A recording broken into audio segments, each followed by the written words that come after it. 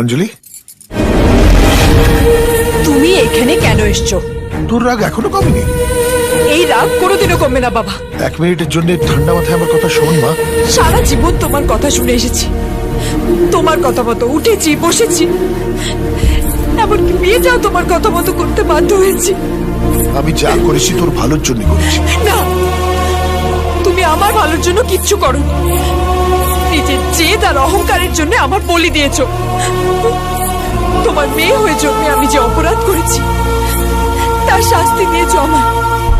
ভুল করছিস মা। কোনো বাবা চায় না তার মেয়েকে দুঃখ দিতে। তোর মা যখন মারা যায় সেই 5 বছর বয়স থেকে কোলে পিঠে আমি তোকে মানুষ করেছি, তোর প্রত্যেকটা ইচ্ছে পূরণ করেছিস। জীবনের সব থেকে বড় সিদ্ধান্ত নিতে যখন তুই ভুল করছিস তাতে আমি সাই দিই, তাই জোর করে তোর বিয়ে দিয়েছি। আর এই বিয়ে দিয়ে তুমি বাবা মেয়ের সম্পর্ক শেষ করে ফেলেছো।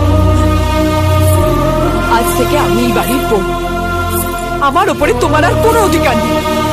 আমি নিজের মতো করে বাঁচবো। অঞ্জলি, অঞ্জলি তুই ভুল। প্লিজ, আমি তোমার সাথে কোনো কথা বলতে চাই না। তুমি দয়া করে এখান থেকে চলো, আর ভবিষ্যতে আমার সাথে কোনো সম্পর্ক রাখার চেষ্টা করবে না। বাঁচতে দাও আমাকে, মুক্তি দাও প্লিজ। অঞ্জলি